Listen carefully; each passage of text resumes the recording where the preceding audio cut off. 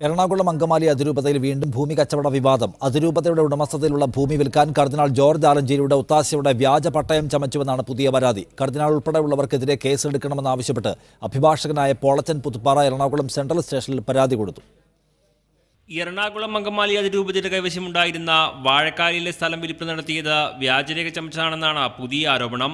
Ernakulam land tribunal special tahsildar മുഖാന്തിരം 1976 എറണാകുളം അങ്കമാലി രൂപതയുടെ പേരിൽ ഈ സ്ഥലം പതിച്ച് ക്രയ സർട്ടിഫിക്കറ്റ് ലഭിച്ചതായാണ് ആധാരത്തിൽ കാണിക്കുന്നത്. 392 നമ്പർ പട്ടയമെന്ന് ആധാരത്തിൽ രേഖപ്പെടുത്തുകയും ചെയ്തിരിക്കുന്നു.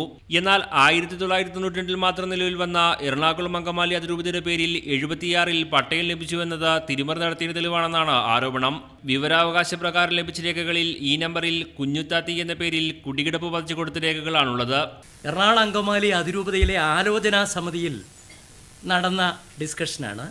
അതായത് ആലഞ്ചേരി പിതാവ് വസ്തുക്കൾക്ക് വേണ്ടത്ര ആധാരങ്ങളോ ഒക്കെ ഇല്ലാത്തതുകൊണ്ട് അതൊക്കെ സംഘടിപ്പിക്കാൻ ജോഷി പുതുവായെ ചുമതലപ്പെടുത്തുന്നു എന്നാണിത്. സിറോ മലബാർ സഭയുടെ സമ്പൂർണ്ണ സിനഡ് ചേരുന്ന സമയത്താണ് പുതിയ വിവാദവും ഉയർന്നിരിക്കുന്നത്. മീഡിയ 1 കൊച്ചി.